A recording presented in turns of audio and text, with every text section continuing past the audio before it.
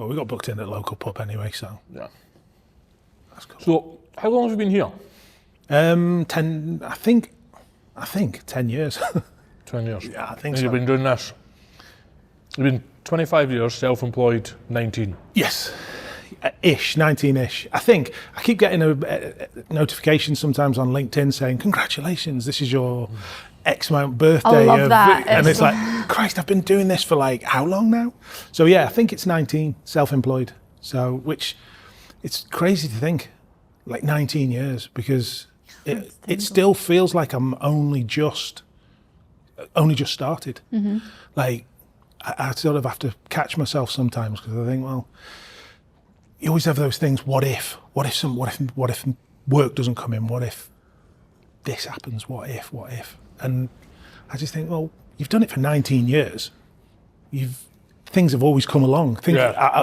Work's always turned up. I've always found something to keep busy with, which, yeah, I'm pleased about. It's quite reassuring to hear that, isn't it? When someone's like, something always comes along. Because you do feel like that. Like, we're 5 years in now, just about 5 years into the month, and you do think about it. Yeah. There'll be a lot of makers listening to this that are like, all right, cool. Yeah. It does come along. Yeah, it does. And from unexpected places, you just never know. So I think it's just a matter of just keeping busy, just doing what you're doing. Just, if you've got a bit of downtime, sort of make something. Make something that you want to make, not having to think, I've got to make it for such and such a thing, which I've been very lucky in being able to do, because when I first started, I was working for a guy called Brian Russell, who kind of only lives about 15, 20 miles away, who is probably one of the best blacksmiths in the country. Like, his work is just phenomenal, absolutely amazing. And I learned so much working for him. And then being able to go after that, when I went self-employed, there was a guy called Pete Oberon at Preston Hall Museum, which again is only about 10 miles away, but it's at a museum, and it's a Victorian museum. So you get people coming in, school kids, parties, all sorts. So I think we'd met at a blacksmith forging, and he said, what are your plans? And I said, well, I'm thinking of going self-employed. He said, well, come over and work with me. He said, I've got all these toys. I'm not employing anybody anymore. Just give me a hand if I need any help. And I was like, yeah, perfect. So we didn't have to pay any rent, really. Our rent was just demonstrating to the public. If kids came in, we'd tell them what we were doing, and usually it was like, this is the man that shoes the horses. And it's like, no, it's actually not. This is what we do, and we'd show them, try and educate people, really.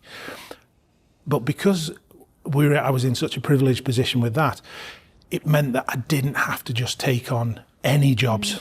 Right. I didn't have to do like fabrication jobs and repair work or whatever. So I was able to be really quite choosy about what I wanted to do.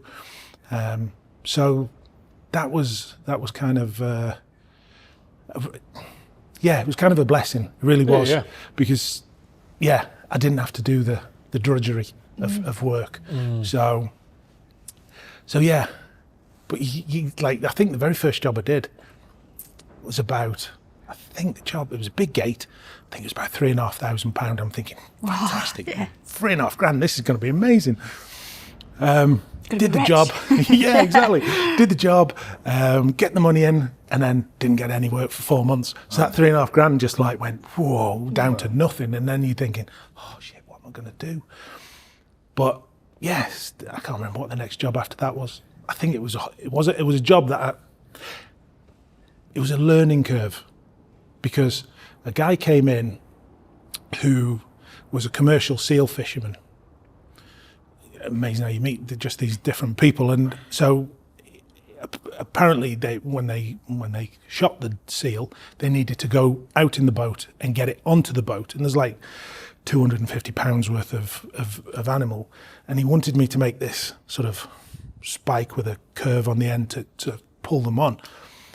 And I had nothing on, no work. I was thinking, I'm gonna have to do this. It's 60 quid.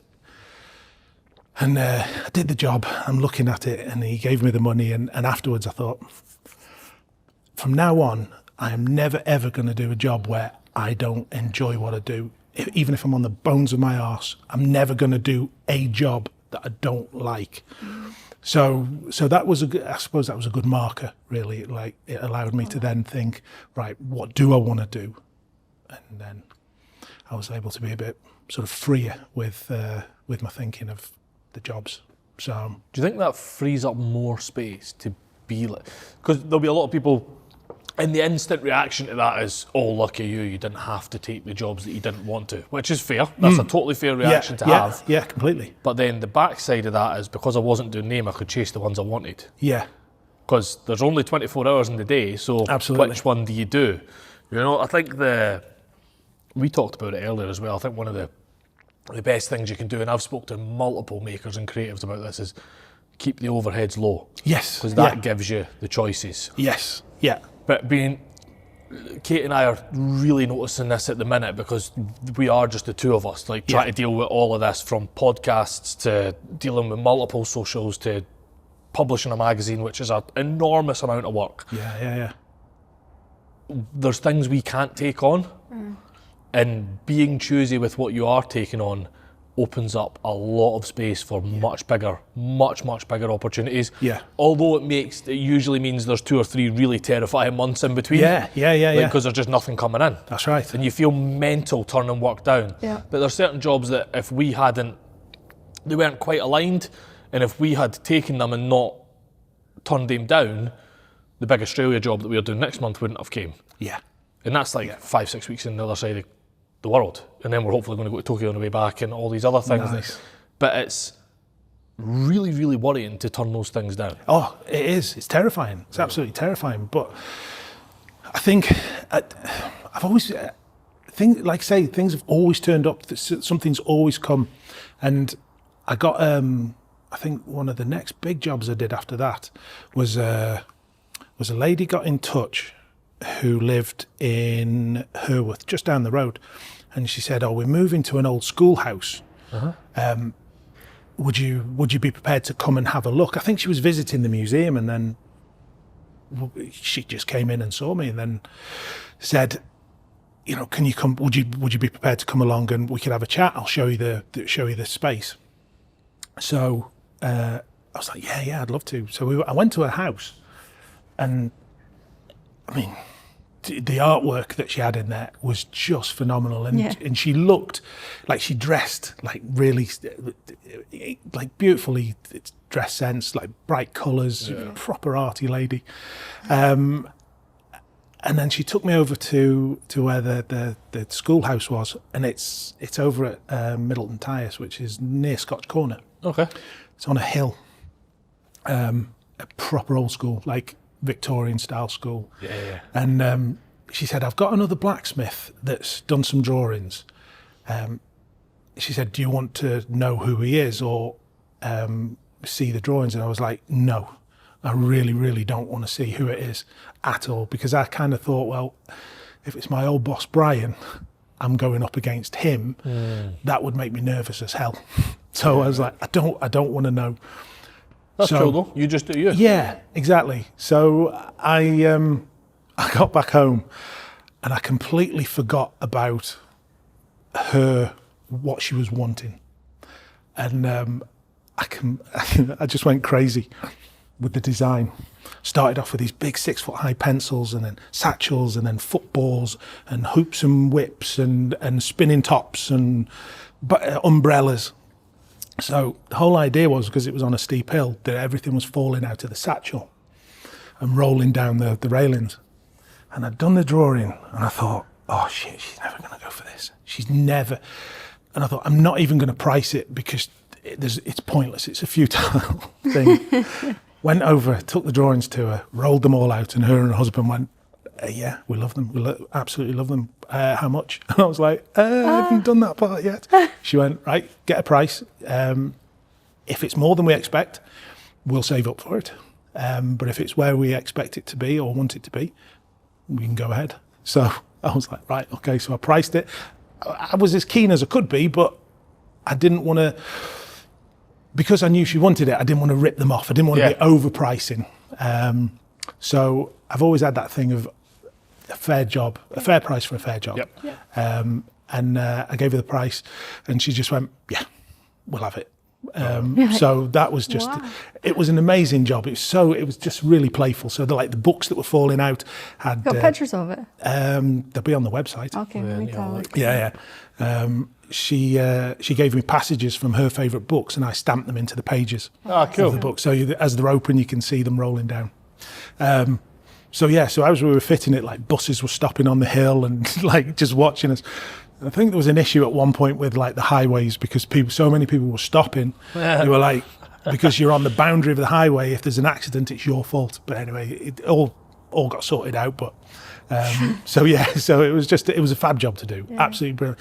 So that kind of, from there, that was like almost like a portfolio piece. I was able to sort of show that. And I think it was a bit before internet. Was it internet? Maybe just starting, I don't know, 19 years ago. It was probably certainly going. not at the point where you could put anything on the internet as freely as you can now. I think there was Facebook. Was it Facebook?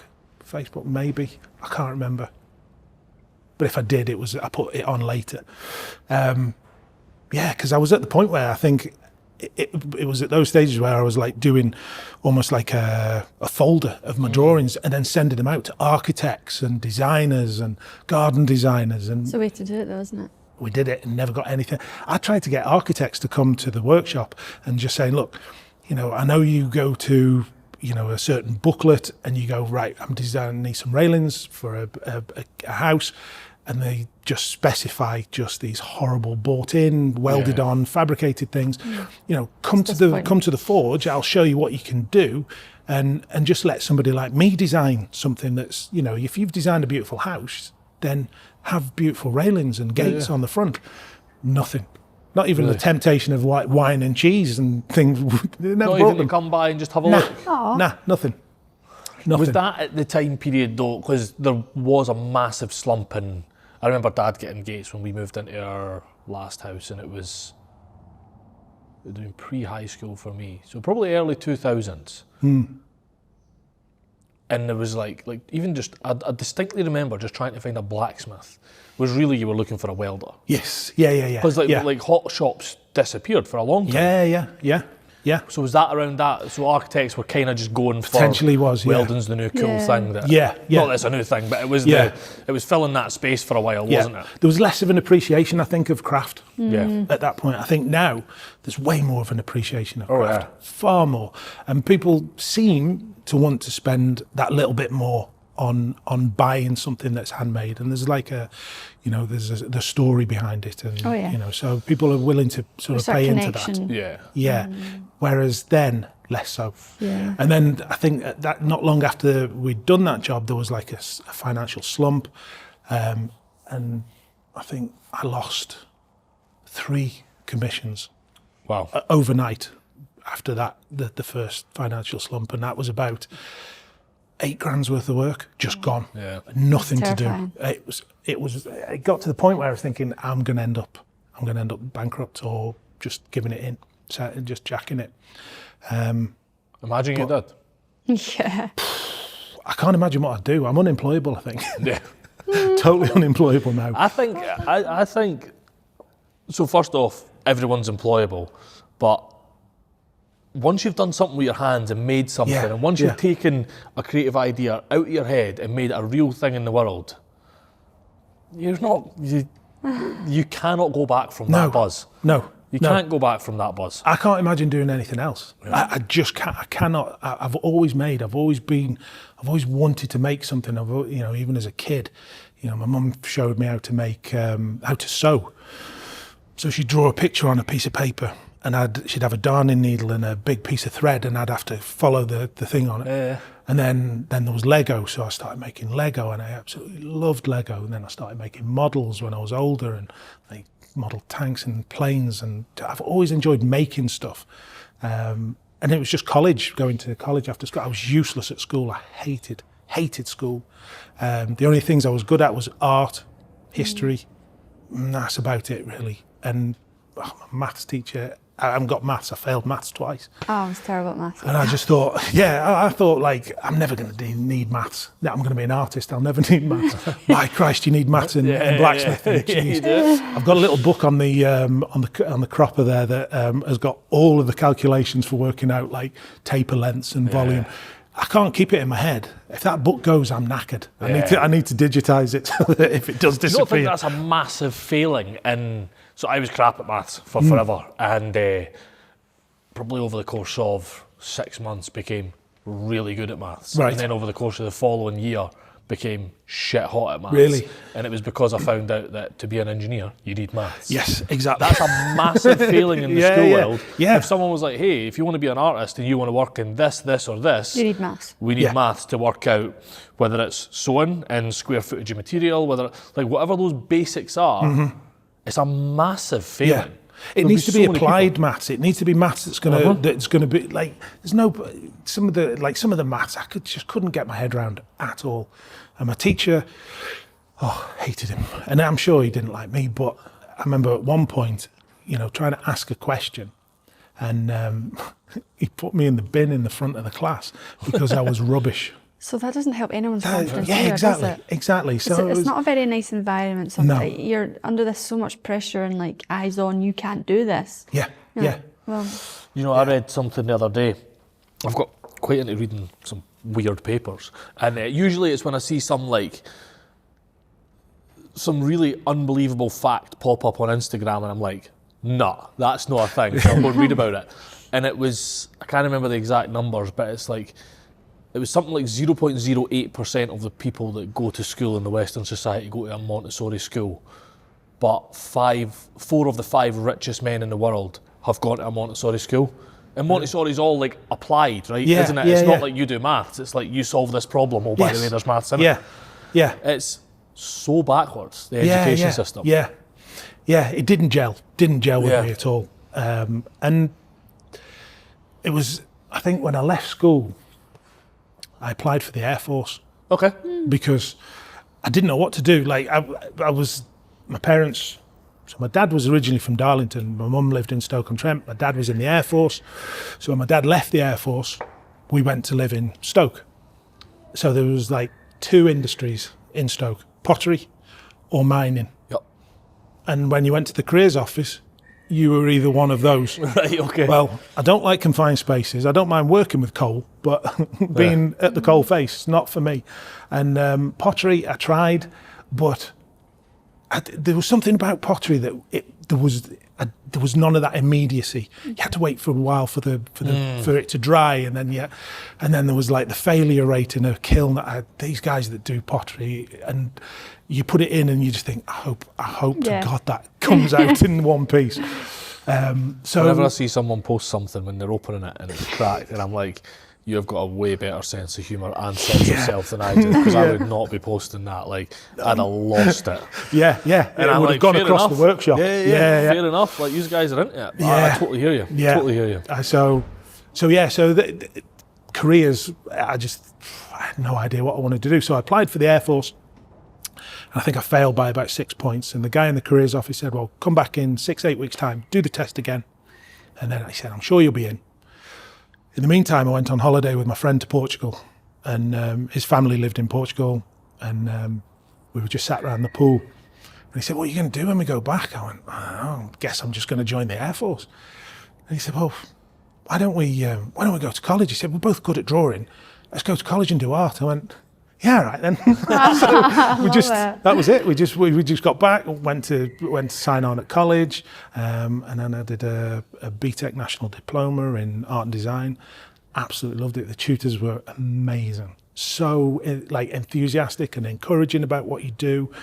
In fact, one of my old tutors, Noel Connor, came and visited me a little while back. Nice. It was so nice to see him, and he's so proud that we're carrying on a sort of a creative thing. College was fantastic. College was amazing. But better environment there. Oh, so much better, and so much more encouraging. Yeah. So that was kind of, that was it. Yeah, I just kind of bumbled into it, really. So, And then, but you never went to college to be a blacksmith? No.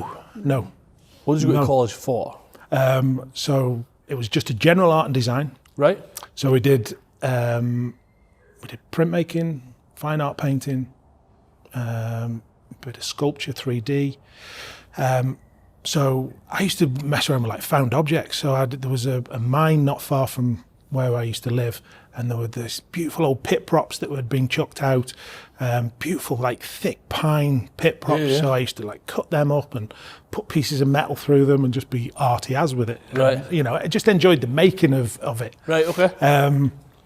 So that kind of that sort of 3D aspect kind of made me happy, and I felt my happy place doing it. Right. And then I went to university, just did fine art sculpture, Right.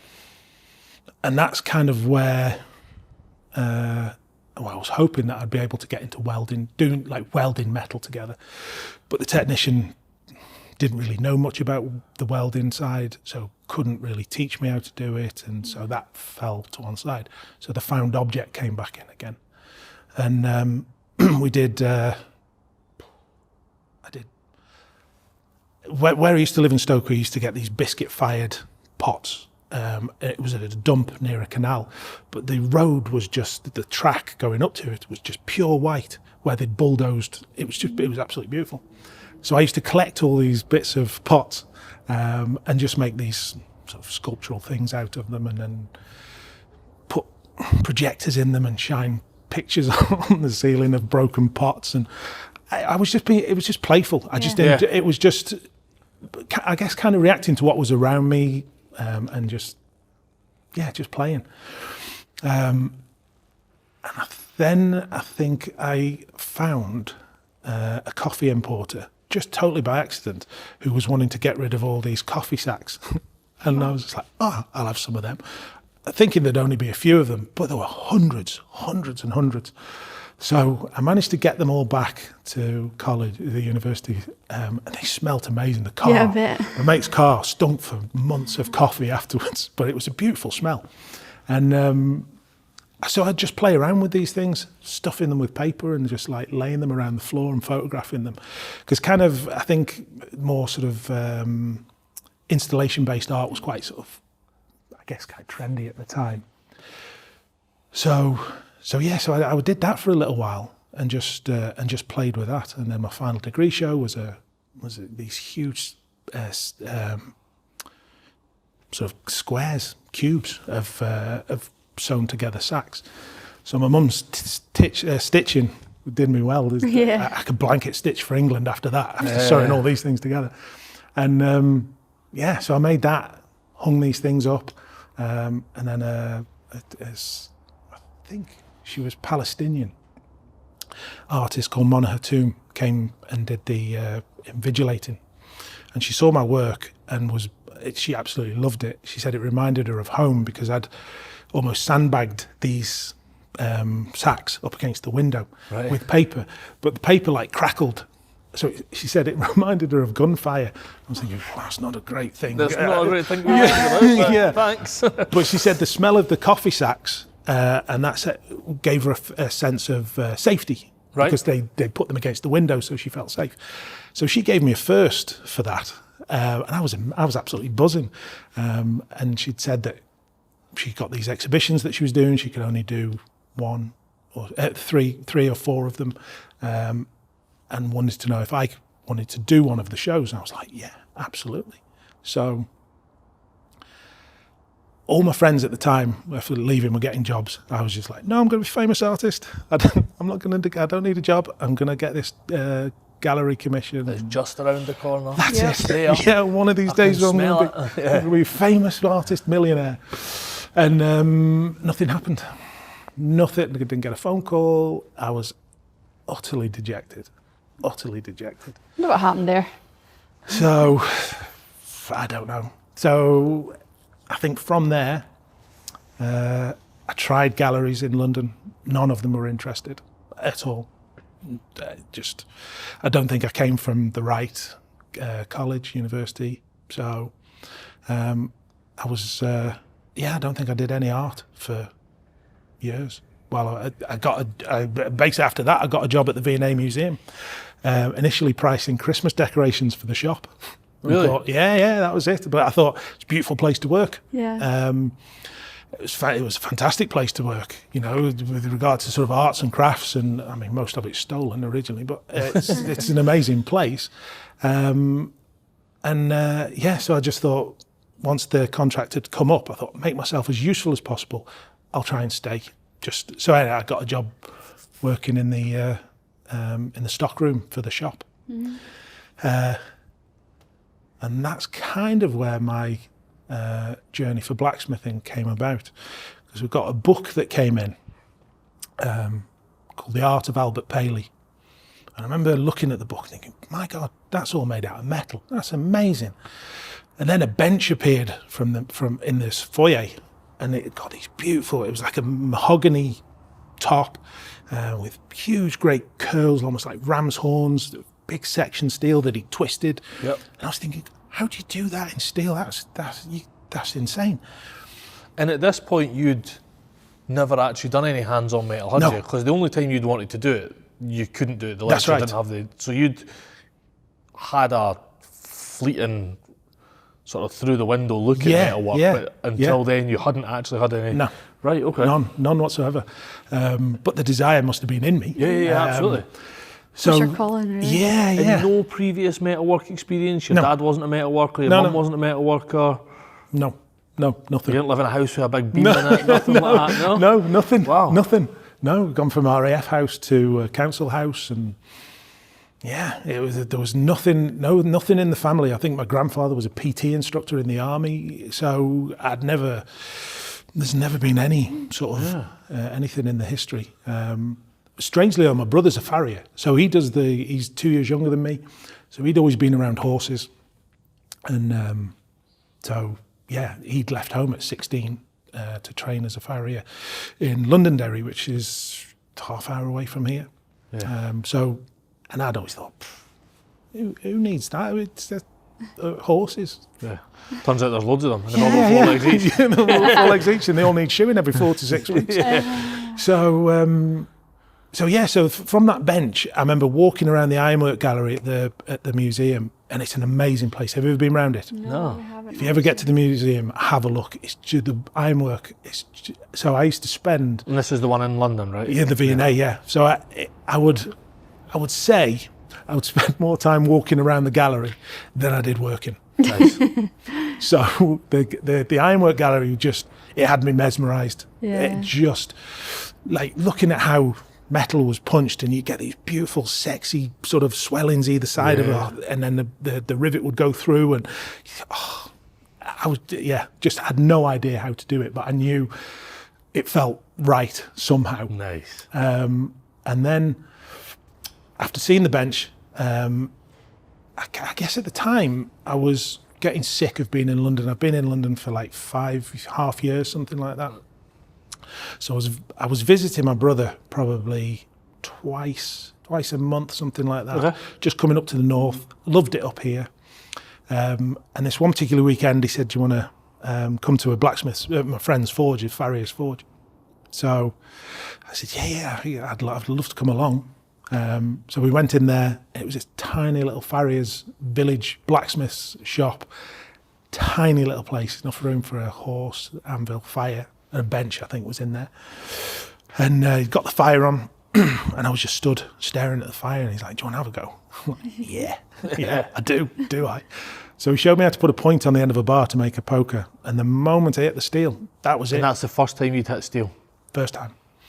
And I just knew, it was almost like I could see my life pan out. You know, when people say you die and you see your life flash before you? I could see my life going forward. I just knew it was what I wanted to do. That's awesome. So I got back to London on the Monday, and I said to my brother, "I'm going to be a blacksmith." And he was like, "Cool your boots. Just you got a job in London." And I was like, "No, I'm going to be a blacksmith." So I told the people at the V&A that I was going to be handing in my notice at some point, and then I started looking at blacksmiths around London, and the sort of the wage cut that you'd take, I'd never be able to stay in London, Right. doing that. So I phoned up some blacksmiths in the north, and because I thought, well, my brother's nearby. If all goes to shit, I can stop with him. And this guy in York, Don Barker, said, yeah, we're looking for somebody. Come on up, meet the lads and meet me, and if you get on, job's yours. So I was like, yeah, okay. So I think a couple of weeks later, Mum and Dad brought me up because I couldn't drive at the time. I was living in London, couldn't drive. So they brought me up, went to meet everyone. Absolutely loved it. Thought, wow, this is amazing. Funny how your life. Just like, I was giddy, absolutely giddy with excitement. And then about a week later, Don phoned me up and said, job's yours, when can you start? So I was like, right. So told them I'm going. And I said, I'll be there in 4 weeks' time. So moved everything from London to get a trainee job in York, and went from, I think at the time I was maybe on like 300 quid a week at the V&A or something like that, to £70 a week as a trainee smith.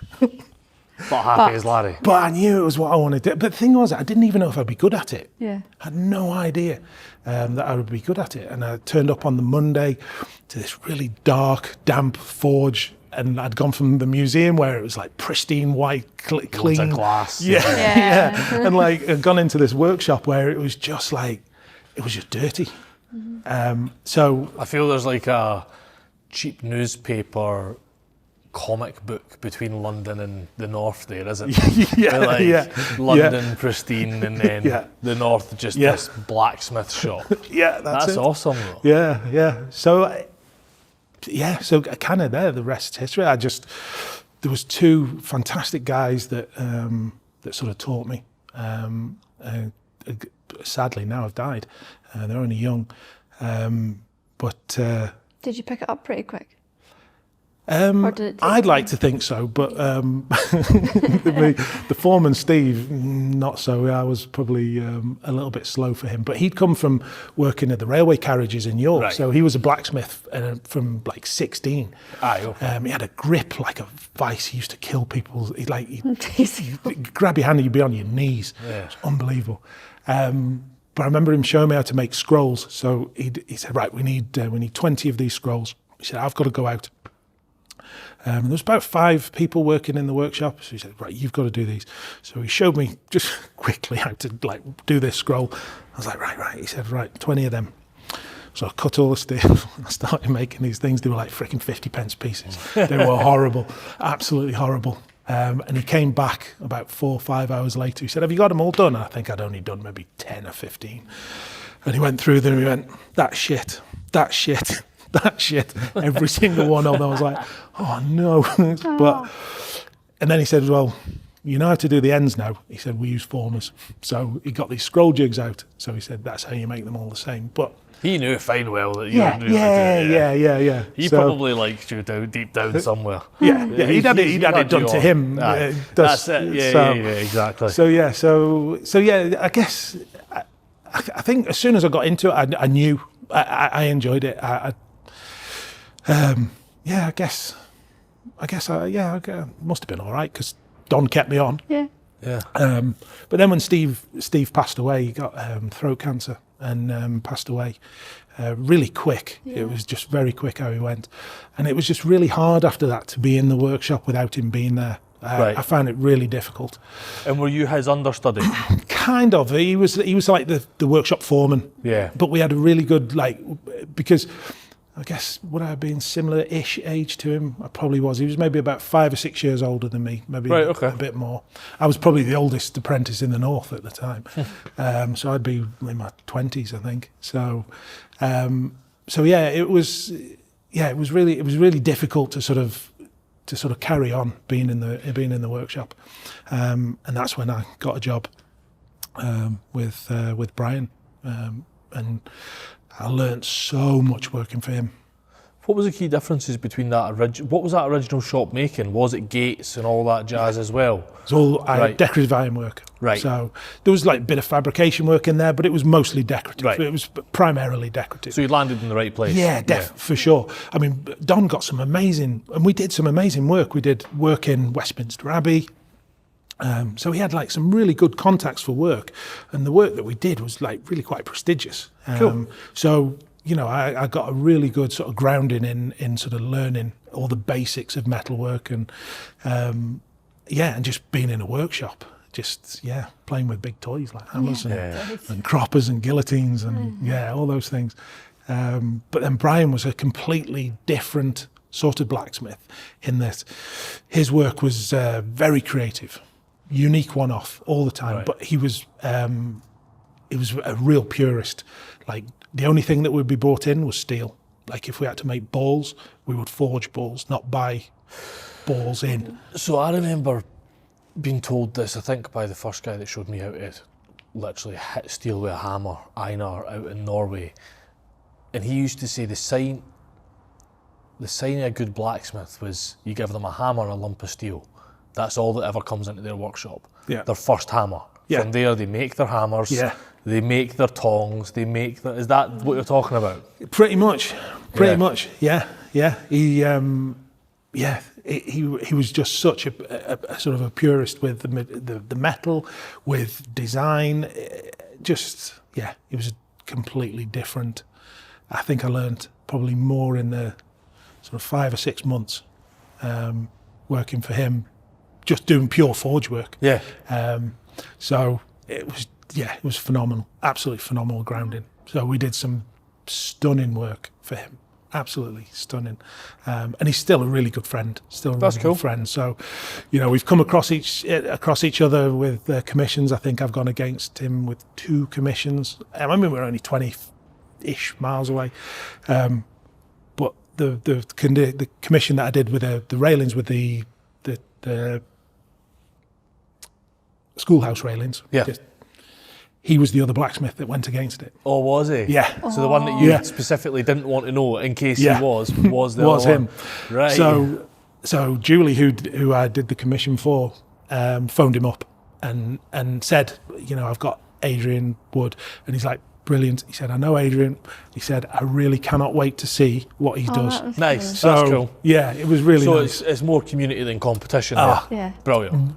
The blacksmithing community is probably the best community. It's just everybody's so free with their knowledge. Like I could phone up any blacksmith and just say, I'm having a problem doing this and this, and they go, right, no worries, try this. That's brilliant. Just we have regular, not so much in the moment. Well, I think COVID put a big stop on it, but we used to have regular forging events where you'd turn up at a blacksmith shop and they'd have like a theme for the day. Oh, cool. So it could be anything from like, I think one of Pete's ones was he'd buggered up cutting lengths of steel. So we kept them all for the forging event and said, right, these are the steel bars you've got. I want something made out of them in a day. So there's like, you probably get maybe 20, 30 blacksmiths turn up and every one of them makes something completely different. Oh, that's fascinating. It's amazing. I'd love that. That's cool. Absolutely amazing. So because there's not just the skill aspect there, is there? There's imagination. And when it comes to imagination, the nice thing is there's no winner or loser. They're all just very different. Exactly. That's cool. And they're from all over the country. So, you know, it was... but everyone learned something new as well. Yeah, and you can watch somebody else doing it and, you know, you can say, oh, how'd you do that? Or, you know, they just give you every bit of knowledge that they had. That's cool. It's an amazing place, amazing. It was just... it's just heaven, really. Yeah. just hammering, hitting hot stuff. It's, So you've been doing it now 25 years, self-employed 19 years, and it was Brian's shop that you left when you went self-employed, right? yes, yeah. Could you see yourself doing it? Is there any, like, I wish I'd done something else? No. Since you hit that first bit of steel, that was decision made. Yeah. That's pretty nice, eh? It's one of those things where it's kind of been a comforting thought that if I was predestined to be a blacksmith, then I was meant to be a blacksmith for a reason. And that reason was potentially just to carry on being a blacksmith. So I've always had that thought that this was meant to be. Yeah. And I guess like work, something will always turn up. And generally something has always turned up. Right. So I just, it's everything I like doing the drawings on the board and drawing things out full size. I love designing stuff, and I never think about the making of it while I'm designing it. That's a skill in itself. Yeah. That's a skill in itself. So as someone who has designed unbelievable things for films, Yeah.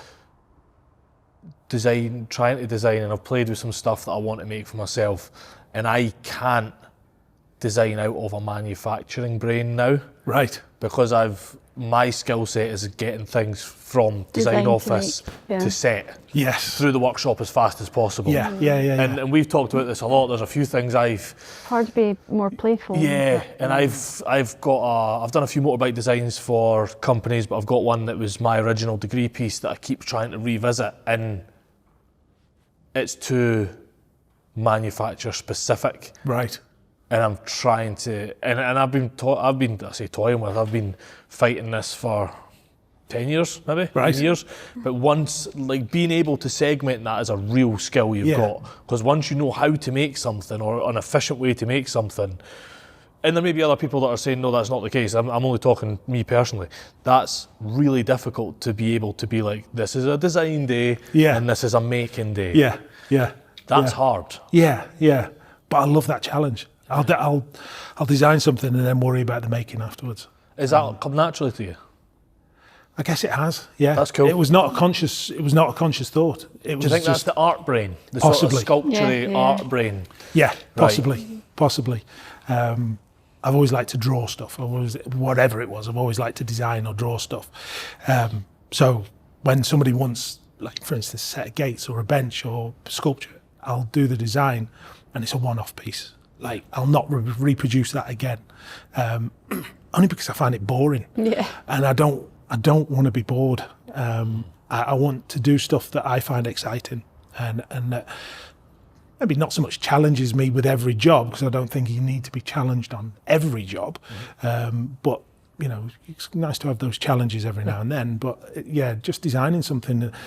And I think at the start of my career, that was the thing that I found most difficult, was that I had the design ability and the design capability to show people what you would get, but convincing them to part with the money on just the design alone was really difficult. And the schoolhouse railings was probably the best commission for me, in that they absolutely gave me the freedom to make that. So when I went to future commissions, I could say to people, well, you know, this is the design I did for this, and this is the design I'm doing for you.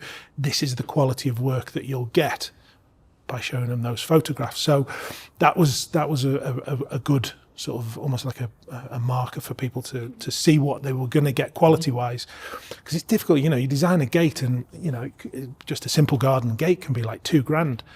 And getting somebody to part with $2,000 on a drawing is a difficult ask. It's a big ask. I couldn't do it. You know, I can't afford my own work if I had to pay for it.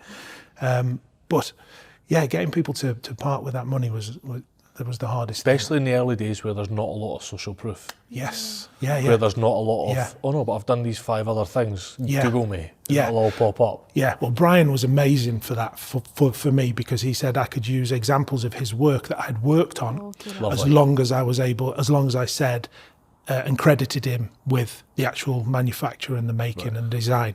So I could say I'd worked on them. So that was a phenomenal thing to be able for him to do as well, for me. Yeah, that's a real hard step for someone to make initially, isn't it? Yeah. Because you are now going out into, and it's really good that Brian's been like that and that you've left on such good terms that you could do that, because you're going out into the world with nothing but your name and the skills, and convincing people that you have those skills. There is no guarantee in any of this.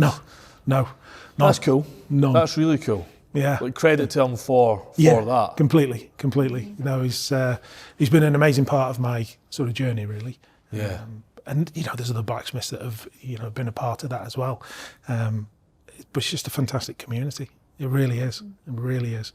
I don't know many other crafts that do that sort of regular, sort of turning up at somebody's studio or. Derek Melton, one of the blacksmiths we know in Mississippi, US that we stayed with, I often see him at like he's in Mississippi, so Alabama's next state, so he's either at the Mississippi Forge Council or the Louisiana Forge Council. They do get like, together. they do loads of get together, and it's like every month he's at one. It's really cool. Yeah, the Americans call them hammer-ins. Hammer-ins, right? Yeah, yeah. You ever been to an American one? No, I've never been to America. Right. I would like to. We need to get you an invite to one of the American ones. I'd love to. I'd love to.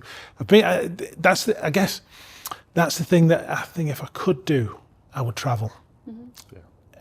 At a younger age, I wish I'd done that, because I had so many invites. I've got a friend in New Zealand, a couple of friends in America and South Africa, and they've all said, come over and stop with us for a bit. And I kind of wish I'd done it younger. Yeah. It's more difficult now. You know, I've got sort of family and stuff, and it was maybe in the future I might be able to do a little bit more, but it's one of those. It's whether or not, you know, I can sort of get the other half to go. Yeah, we'll go on holiday. Just tell us it's a TV deal. Sorry, it's a TV deal. I need to go. The scrap it never made it to the screen. We're going to stop at another blacksmith's forge. It'd be like, not again. Jack's done a really good job of that. Jack's Way Good. Which is how you found us through Jack's Way Good, right? Yeah, that's right. So. And we'll get on to the sort of TV side that you've done in a bit, but he got so much from that. Travelling, and that was one of the first introductions, certainly Europe and UK side. We obviously knew Derek was doing it because we met him prior to it, of how generous this sort of blacksmithing world is because of that. He seemed to travel everywhere. He's a blacksmithing nomad. He's absolutely, like, the places he's been is fantastic. He's such a nice guy. He's such a nice guy. Yeah. And his work is stunning, absolutely stunning. But travelling. He's done an amazing job of travelling and meeting loads and loads of different blacksmiths. And I think that's really the key, is just like seeing how blacksmiths do it. And I mean, it's essentially the same. You're just getting something hot and hitting it. You know, there's not really much difference. Do you think there's colloquialisms? Might not be the right word, but we're going to go with it. Do you think there's colloquialisms to different locations and different blacksmiths? Like, do you think you could see a set of gates hung somewhere and be able to say that's X blacksmith, and you can tell by the area? Is that a thing? I guess, yeah. I would say. Traditional Polish blacksmiths and Russian blacksmiths, for sure. They've got a definite style. Okay. A definite style. When it comes to sort of, I guess, you've got like the Hampton Court Palace gates there by a French blacksmith called Jean Tijoux, from the Middle Ages. I can't remember when. 1600, 1700, 1600, something like that. Maybe a bit more. Maybe 17, I can't remember. It's old. Yeah. But that's a definite sort of Baroque style, I would say. And you get a lot of sort of French ornamental sort of ironwork. And it's kind of similar here. But in sort of, I would say, Poland and Russia, it's a little bit sort of, it's very heavy. Very heavy forging. Amazing stuff, absolutely fantastic stuff. I can't think of any that I've seen, but I can almost picture it in my head. It feels like it would sit well in a brutalist architecture book. Yeah, very much so. Yeah. Very much so. So yeah, I guess. But I think blacksmiths now, so many blacksmiths have quite a unique style. So everybody has a very sort of unique style of work. You know, people work. I like working in a more sort of free flowing and organic sort of way, but you know, I don't mind turning my hands to sort of big ornamental gates and things like that. So it's just having a broad range of skills to do lots of different things. It's not often that you get asked to do big gates, you know, that are sort of more ornamental, because the cost of them.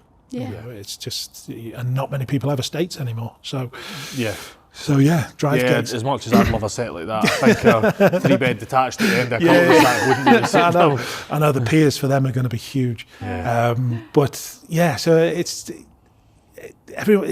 just lots of different unique styles, and I think that's the thing. Like, I think Jack had been to see Claudio Botteri when he was, and his that's work. The Italian guy who was Oh man, just like you look at his work and like you can just see a piece of his work and you know it's his. Right. 100% you know it's his. You know, same with Albert Paley. the guy who made the bench for the museum. You look at a piece of his work and you go, yeah, that's Albert Paley's work.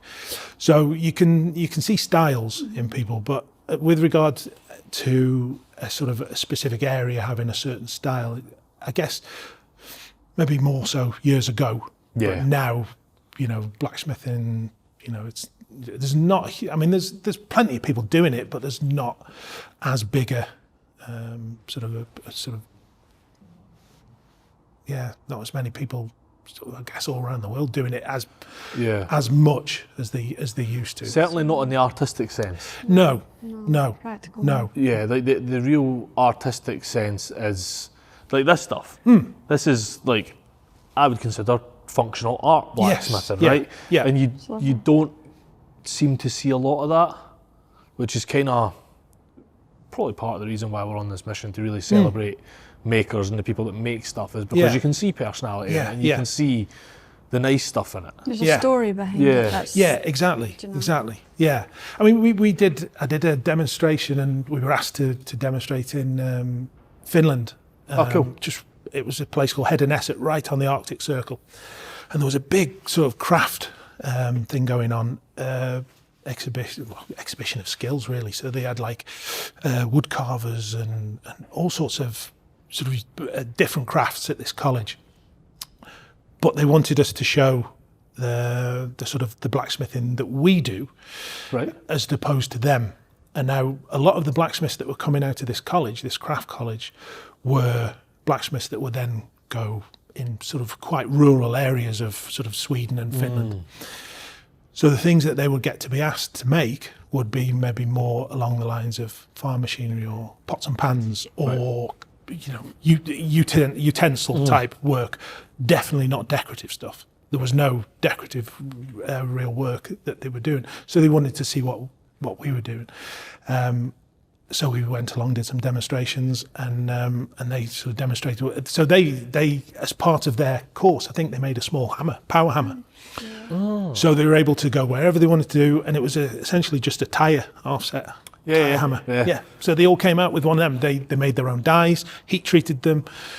So they made one of them each. So that was like theirs to take home. That's cool. Yeah. That's So really cool. they'd go wherever they went, they'd got enough to sort of, if they're making knives or whatever they were doing, they had enough to do. So they've got the on-the-go blacksmith's kit. Yeah. Ready to rock and roll. Yeah. Have kit, will travel. So that's brilliant, eh? Yeah. Really good. There was a real difference. So they didn't do any decorative work at all. So it was definitely more utilitarian stuff. But we've got a college in Hereford that does blacksmithing. So they do, I think it's 1, 2 and 3 year, possibly 3 year courses. Yeah. That's the one Jack's went to as well. Yeah. So there's not many of those colleges left around. No. I think there used to be one over in, it's over on the west coast. I can never remember the name of it, but I don't think they do it anymore. Right. So it's primarily just Hereford, and they churn out blacksmiths and farriers. So, but the farriers is a different course. It's like a 5 year course or 4 year course. Right. Okay. I can imagine there's a bit of science behind that as well. Yeah. Put a lot of veterinary work involved. You put a nail in the wrong place in a horse's foot, and you're either really going to know about it or you're not going to know about it at all. No, that's not for me. So tell me, had you not made, one of the most interesting things so far is that you'd made the decision, I'm not going to do any work that bores me anymore. Yeah. Had you not made that decision, would you be here?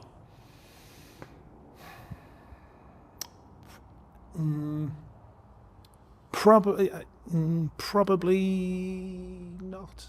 I don't know. It feels like that afforded you a lot of time to be like, this is going to be my style. Yeah, I'm going to work it out. Yeah. And I'll find customers. I guess, yeah. Because it feels almost quite privileged to say. Yeah. And quite, this will come across negatively, but it's not negative. Almost egotistical to say. It's almost like the big London art, like the sort of stereotypical London art person. Like, I'm just going to do my work and the world will love it. And actually, I really, really appreciate that outlook on things.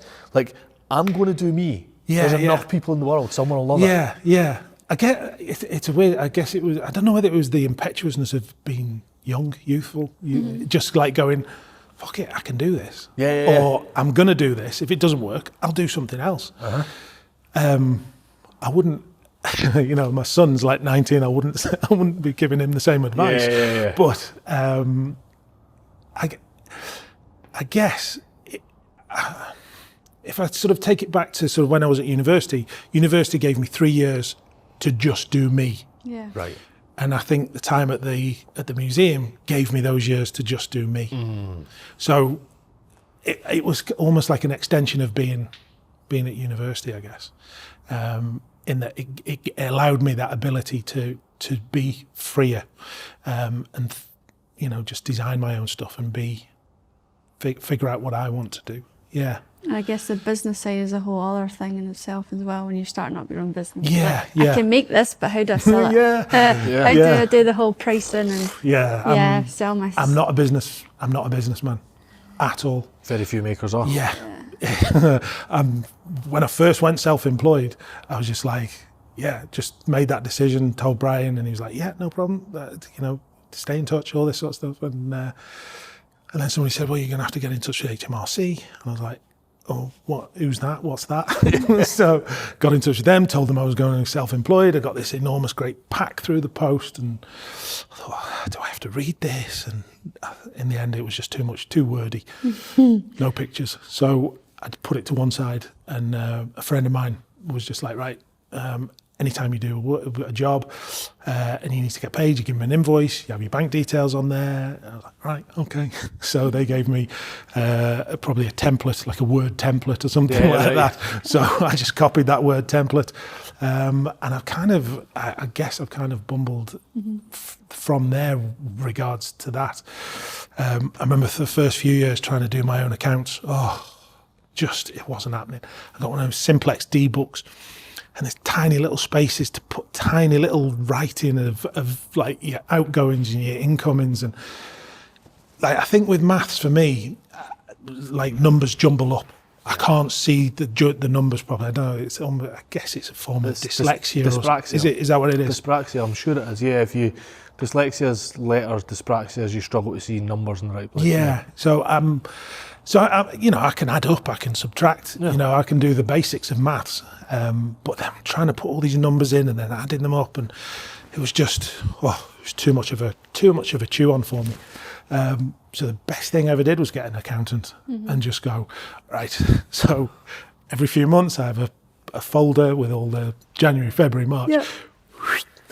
Don't think about it. Yeah. Just let him do it, and then he gives me a bill, and then we get it sorted. It just frees that part up. Yeah, that's good. Yeah. That's taken care of. Yeah. Because that's all you want, right? You want to be doing this part of it. Yeah, exactly. And the wife says to me, you come on these calls, you do these courses. She says, you just turn up. Yeah. I'm like, yeah, I do.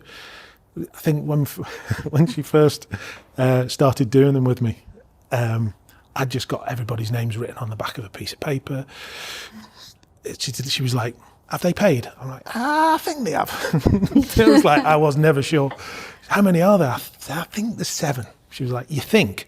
I'm like, She said, right, if you want me to get involved, I'm taking over that whole side. I went, fantastic. That's amazing. Thank you. So she's like way more of an analytical mind. So she's got like a spreadsheet. Sounds like a similar conversation. Yeah. She's got a spreadsheet of like everybody. She gives them, the last miles within the last few weeks. She has like dates when people need to be paying by and all that sort of stuff. And I'm like, I'm oblivious to it. Absolutely oblivious that people just turn up. You do your job. I just do my thing. But that's exactly what bigger corporations and bigger, quote, successful, unquote, businesses do. They find the guy that's good at marketing, they put him in a marketing position. They find the guy that's good at making stuff, they put him in a making position. Like, why are we not, as smaller independent businesses, all striving for that? Because that's it. Like, that's what we want to be doing. Yeah. I mean, you have enough hats as it is, being self-employed. Absolutely. So, like I say, there's always that stress of thinking, right, I need to get a job. I mean, I've been very lucky with the job that I'm doing at the minute for the latest customer. He's kept me busy on a job for him for past 3.5, 4 years. Yeah. So I've just been hugely busy with him and very lucky. So, yeah, it's just there is that sort of sense of you've got so much to do, and all I want to concentrate on is the making side of things, is the designing side of things, is running this workshop, and that's my little happy place in life. I don't want to think about all the other stuff that goes around with it, but yeah. Would you recommend it to someone else as a lifestyle to be a blacksmith? Yes, I would. It's not something, I think, with any craft. It's not something where you're going to be a millionaire or you're going to be like fabulously wealthy. But it depends what you class as wealthy. I would consider myself to be the wealthiest person in the world, because I come in to this place and I have all these toys, all these tools, and I can play. Mm-hmm. I can make something, and that for me is the it's worth more than money, way more than money. There's people talking about retiring and stuff, and saying, have you got a pension? Well, I don't have a pension. No. I have no pension at all. Do a job you never wanted to retire from. My pension is basically doing courses. Mm. I'll get to a point where I don't want to be doing all the big heavy work. I can do a couple of courses a month. That keeps me ticking over, and I can start doing stuff for maybe more gallery stuff or just whatever I want to do. But I don't want to retire. I can't imagine not doing this. You hear so many people that retire and are in real, healthy people and are in really ill health not long after. Yeah, exactly. I think retiring's a fallacy that's been sold to us so we can give them 40 or 50 years of their life working. Yeah, exactly. I'm convinced it is. Exactly, yeah. Retirement is this, we were having this conversation with someone a while back, not that long ago, and it's like someone had basically says, how are you going to make money doing it? I was like, we don't need to make a lot of money. We need to put makers on the map, because that's the mission, and we need to pay our mortgage every month. Yeah. And I've only been doing this 18 months. I have learnt more in 18 months than I did the previous 8-9 years of being an engineer. Yeah. Sitting doing this, speaking to people. The stories I've got to tell are phenomenal. Yeah. Someone I used to work with in film, I've not worked with him for 4 or 5 years, and really nice guy, and he was always trying to get his own film off the ground, and kind of lost touch with him. He went to work other places within the film industry, and heard from the other day, "Are you seen something on Facebook?" So I reached out to him, hoping he had the same number. And sure enough, he did. He'd just got his film over the line. He's getting funding for it. He'd got the first few people together, so he's now being able to green light a film. And we were talking, and he was saying, doing anything artistic or anything yourself or anything in the creative industries is absolute madness. And I was like, it doesn't make sense on paper, but it's good for the soul. Yeah, completely. It's so good for you. And he was. We had a really good chat over it. Everyone tells you it's nonsense, it's daft, why are you doing that? Alex just the other week was telling us the amount of people that are like, oh, but how are you going to do this? Just put them in the bin. Just put them in the bin. Their opinion doesn't matter. Are you happy? Yes, that's the only thing. Doesn't make you happy, yes. When I worked in film, we did not have money concerns.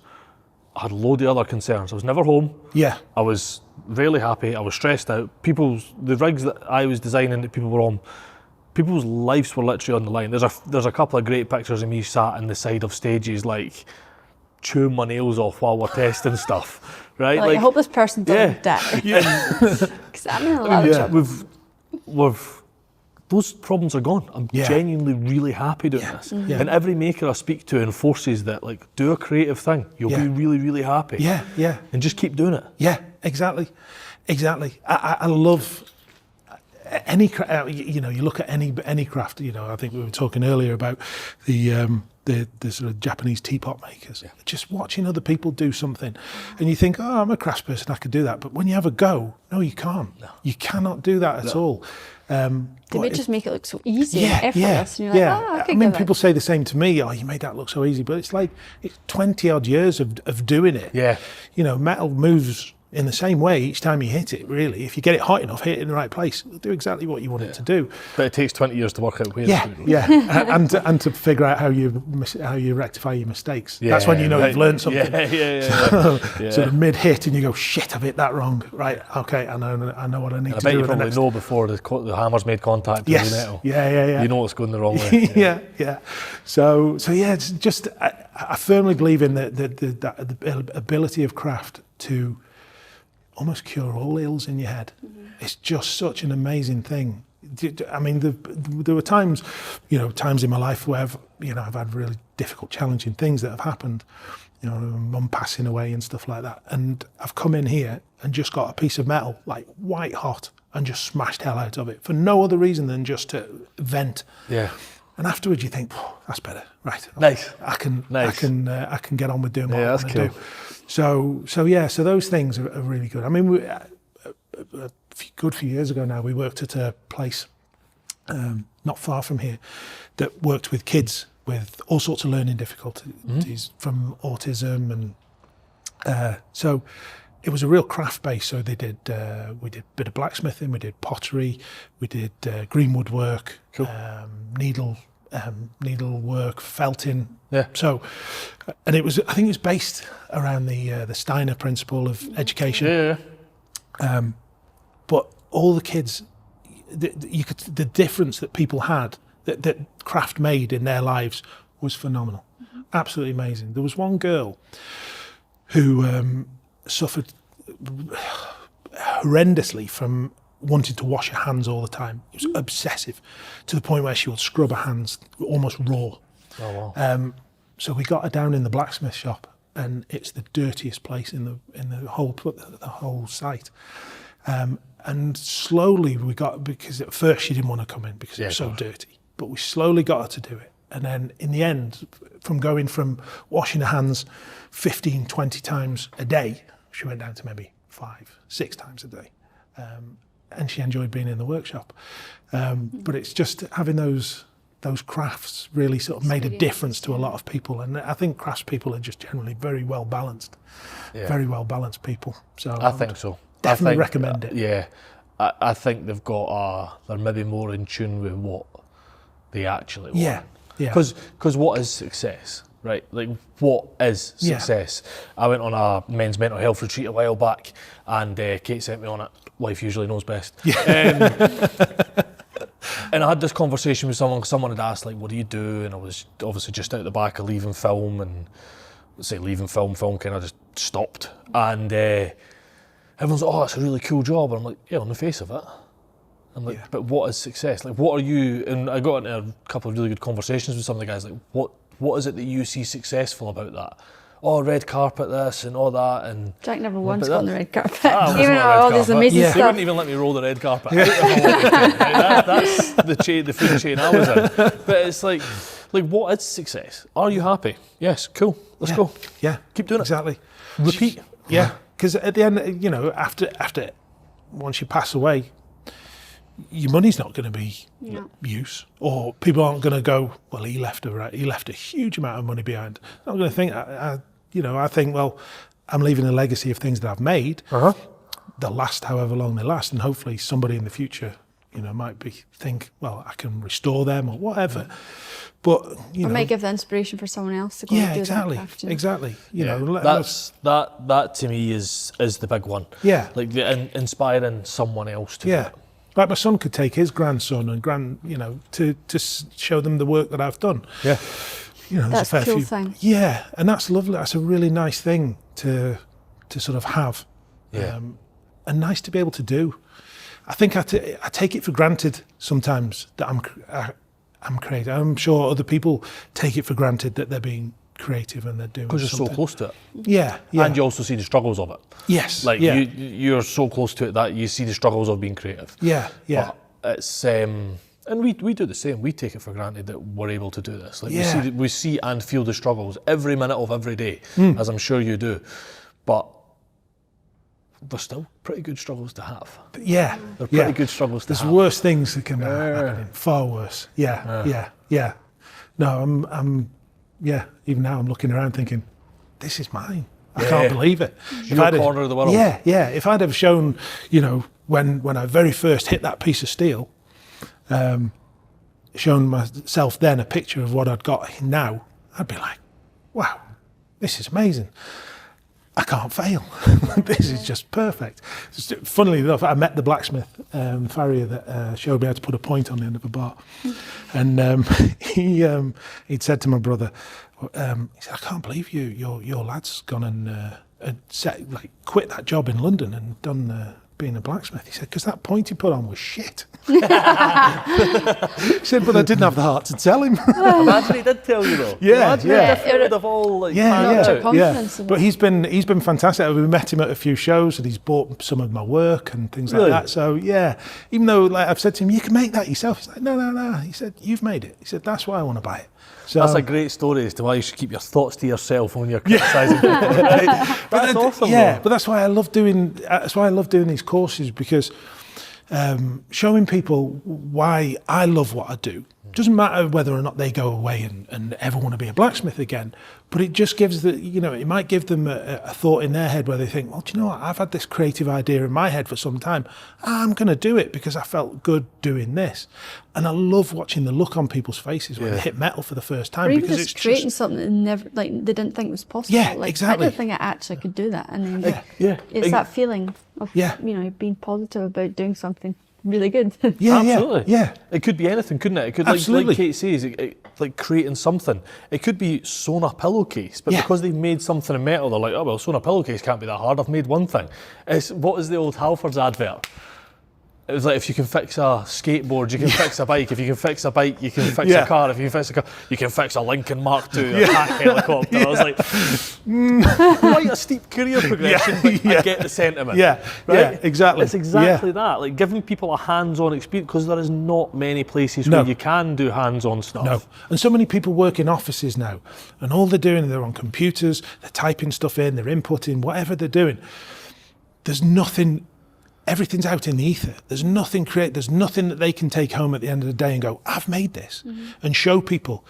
And these courses, whether we do them for another place in Massam, and they do lots of different courses, stained glass. That's something I'd like to try, stained glass. Yeah. I know Derek Hunt, who's the mentor. I follow him on Instagram. His stained glass work. Oh my God. It's stunning, absolutely stunning. I mean, and the thing with stained glass is, you kind of expect it to be in just churches, don't you? When you see it in somebody's house and they've just like commissioned this beautiful piece, you're like, oh my God, that's just absolutely beautiful. Yeah, there's a definite skill to that, and I'd love to have a go. But I tried, but it ended up like a 50 pence piece. But it was, again, it was hard. Really difficult. But yeah, just giving somebody an idea of being creative, or just a taste of being creative. I think more makers, especially if they're doing it, self-employed, they should really have a go at doing courses and just showing other people. People are definitely going that way. Why wouldn't you? Yeah, because I think people now want an experience rather than stuff. Yes. Like, who wants stuff for Christmas? If you want stuff, most people will buy what they want. We talk about that, don't we? Like, I'd rather go and experience and do something that you remember rather than just having another thing that. It's nice, but... we do the key ring to start with, and we do like a coat rack with a dragon head on it that's based on a Viking door hinge. Yeah. So, so every time somebody puts the coat on the thing, they think of the day that they had. Every time they take keys out of the pocket, they've got the key ring, think, I made that. And they'll show their friends. And the number of people that we've had come back to do further courses, but also bring a friend or tell a friend, and then they bring a group of them, and there's like 4 or 5 people come in, and it's during the week this forge is quiet. I have my music on or whatever, it's me at the anvil, or I'm listening to a podcast, and then come the weekend I've got 9 people smashing the hell out of the steel on an anvil, and all. So we started them again in April. We're trying to take a bit of time off between Christmas. Full on, right? Yeah. So Christmas to April we take off, and it's nice to get weekends back. But then it's nice to start the courses again. So we started them in April. So far we've had them on every weekend, Saturday and Sunday. Wow, okay. So we run about 25 a year, something like that. Wow, that's full on. Yeah, and they're all generally full. This year's kind of been a bit weird, a bit different to previous years, but I think the cost of living has really hit a lot of this year's been slow. Yeah. Everyone I'm speaking to, whether they're friends in the fashion industry or doing what we're doing or other magazine people or People other, are, this year's slow. Really last minute, like people think they want to do the course, but like maybe I'll just think about next month and next month. Yeah, because they don't know what bill's going to hit them. Yeah, exactly. Yeah. So we've had to cancel 2, 3, which is not bad out of 20 something. So they're full on. We get 9 people each time, and it's. I think since after COVID year, when everything relaxed, geez, we were absolutely on our knees doing courses. Oh, yeah. Yeah, because people who'd booked 2 years prior were now wanting to come on the courses, and we were trying to honour that. So we were doing them pretty much every weekend for about 6 months. That was tiring. That was really tiring. Did you still love it though? I was getting a bit threadbare with it. But and that's important to recognise that and take the time off at that point, because you could sicken yourself with it for the sake of making dough. Completely. And that's why we take off from December to sort of April to sort of have those weekends back again. But we've definitely scaled back this year properly, like wanting to settle, sort of step back. Just have more time to sort of, to sort of do things on a weekend or just chill, whatever we want to do. Yeah. And we're finding now doing 25 of our own a year is a comfortable sort of balance. And we do them for the other place in Massam. I think we do 5 or 6 of them for them. So we've got a little portable setup that we take over. It's not a lot though. Yeah, it is. And it's one of those things where it's like, it's an income stream, because like doing this type of stuff, you're not selling all the time. No. So these are big ticket items though, aren't they? Yeah. So, we still do little bits and pieces for a gallery over in Haworth called Hawksby's, and they sell beautiful work in there. So we still do little bits for them. And then the bigger commissions kind of keep things sort of ticking over. But doing the courses is just a sort of a more regular income. So it goes back to what we were talking about just a few minutes ago, like how are you going to make a living doing that? Like the making bit isn't what you make a living from. The making bit is what you're able to do. All the things around it are what you make a living from. So you've got the courses, your own, like the benches we're sitting on, or the big gates, or to have one customer that's kept you busy for years. It's amazing, right? And then the personal brand of it, you ended up on TV as well because of it. Yeah. How did that all come about? So, for those listening to this, Adrian got in contact with us, or we got in contact with Adrian. The Flabbergast guys that run Make It a Market got in contact with us about helping Jack's Waygood get his name out there. We spoke to him. Then through that, Dom got in contact with us. We spoke to Dom. Through that, you got in contact. So we're now like kind of working our way around the casting crew, which is pretty cool. Like, I like it. Yeah. It was weird. It's a weird thing. I never ever imagined I'd be on telly ever. I mean, I've done TV work before and discounted it afterwards. We did 3 in a bed or 4 in a bed. Was it 3 in a bed? Oh yeah. It's that where they go around different B&Bs. So we were the entertainment that guests could expect to potentially do. Oh, okay. So we did that. That was awful. Got no work from it. Didn't really. I think I got paid 50 quid for doing it. Travelled up to Cumbria. Really? Weren't allowed to have any logos on T-shirts. Oh, really? Couldn't advertise. It was shocking. I had such a crap time. It seems like a good opportunity. Yeah. You think, TV. I'm going to be inundated with work. Not a single thing. And then we got the. Eyeing up your wife's flat. Then we got. I got a call from the Time Team crew, who were doing a dig up near Durham, and they were digging up old metal workers' cottages. So they got in touch with me and said, "Would you be prepared to come down and do a demonstration for the show, and potentially make something that they would expect to find in one of the cottages?" So I was like, yeah, I'll do a toasting fork, something like that. It's easy enough to do. So went along. I think they were paying me £300 for the day to do it. I was like, yeah, we're having a bit of this.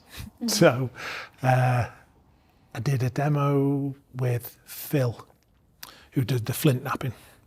Apparently he didn't he'd gone off doing these demos with craftspeople because what he said was they tried to make him look stupid by not being able to do it properly.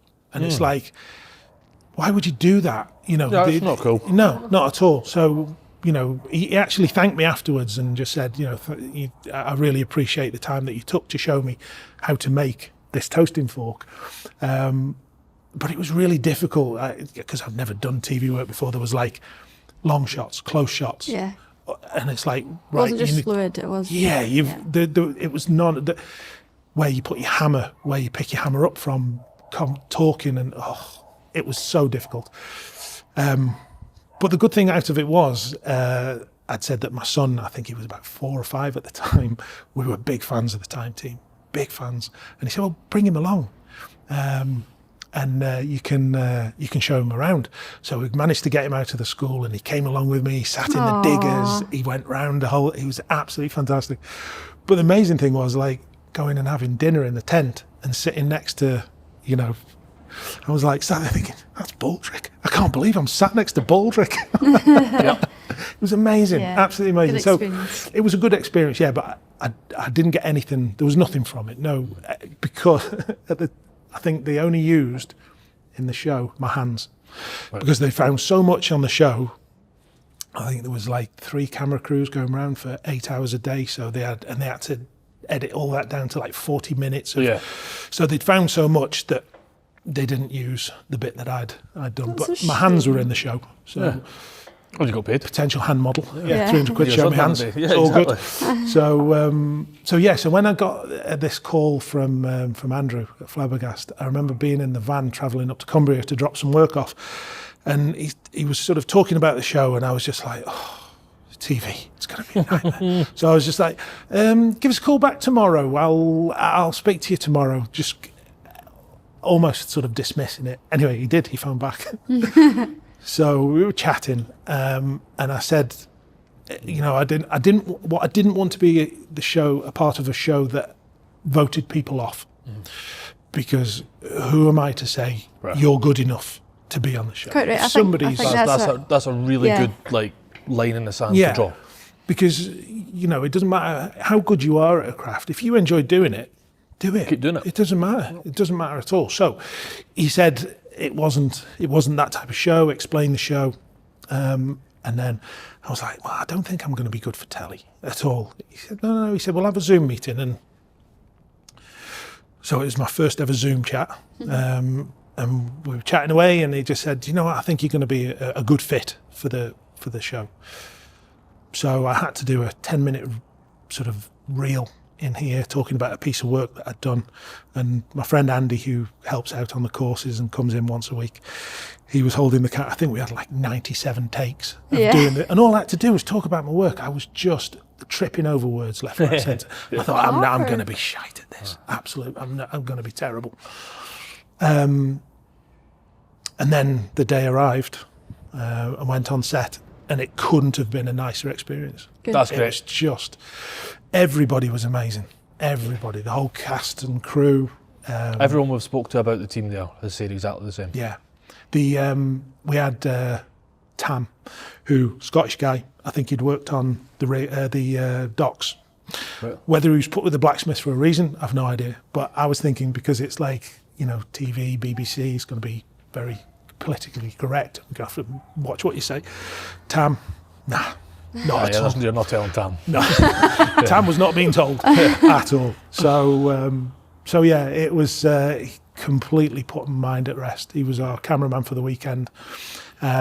Just fantastic, absolutely amazing. And there was a lot of, for me, in beforehand, there was a lot of imposter syndrome. Because I just thought, why me? Why? What have I got, or what have they seen that they think I can pass on to somebody? So there was a lot of points in the run up to it thinking, I'm going to get on set and they're just going to go, actually, no, you're not quite right for the show. We'll find somebody else. but then being asked for the second series and potentially the third series, which I think they're hoping to film in July. Yeah. We're hopefully going to find some more people for me to mentor. Nice. That's really cool. But it's been a real privilege. I've enjoyed it way more. I've not quite enjoyed watching myself on telly. Do you watch yourself? Do you watch them back? I had to watch the first one, but from behind a pillow. It was like I was watching a horror film. It was like, oh my God, no. Yeah. So, and the first series, I had hair. Second series, I had hair as well, but it was, I think I was looking at some of the pictures on the camera. I thought, those camera lights are shining down on that dome a little bit too much. So I got back, because I'm constantly doing this with my hair. Yeah. So I got back on the weekend and just went, right, that's it. So yeah, it was. It's difficult watching yourself on telly and hearing yourself as well. Even a podcast. I'm like, oh. I know. But to overthink it. Yeah, that's the thing. I think I was just overthinking it all. And, the guys that I've had on, Alex from the first series, what a character he was. He was just amazing. He's now set up in Blythe. Mm-hmm. He's doing his own courses. Nice. He's doing more in the way of knife making and axe making, but like sort of Viking style stuff. So he's got a huge amount of knowledge of that. And then Lyndon, he came in totally averse to doing social media, completely. And now he's doing these fantastic little reels where he's showing the many hats of Lyndon. So he'll have Lyndon the sprayer, Lyndon the maker, and he'll cut between the videos that he does, and they're fantastic, absolutely brilliant. I'm so proud. So yeah, and then Andy, who he lives up in Edinburgh, he was working on the rigs. So, his story was hoping to quit the rigs and be a blacksmith. But it's really difficult to quit the money of the rigs. Yeah. He's got 2 kids, mortgage, to then do blacksmithing. Yeah. It's a big ask. When I first started, I had nothing to worry about. So when you get responsibilities, it's hard. I'm never sure what's the better option. We've spoke to makers from both sides, notably our second podcast ever. Bert Jones, potter. He knew very early on in life he wanted to be a potter. And he's like, I just made all my life decisions and lifestyle decisions around the fact I want to be a potter. Yeah. Great. Yeah. But then there's people who have got a life, who have got a mortgage, who have got kids. Then there's a lot more responsibilities. Massively, there. Yeah. Even going back to Alex at Bjorma, he was military contracting. And he made that choice to come back because his partner fell pregnant. He wanted to come back. Yeah. We're all at very different stages of our life to make those decisions. Just listening to that podcast. Yeah. The bomb expert. Yeah. Crazy. Yeah. We actually listened to it on the way down. We're trying to be better at listening to our own podcasts back. Because you can learn from I should ask that question, or I wanted to know more, or whatever. Yeah. Like you, it's like with the pillow though, isn't it? I listen to my voice, I'm like, did I just laugh like that? It is funny. Yeah, it is funny. But it is, going back to the Flabbergast, so for people that are listening, Flabbergast is the production house that's doing Make It a Market series here in the UK. It'll be their 3rd season they're trying to get ready this year. It is cool to see mainstream stuff showing off makers. Yeah.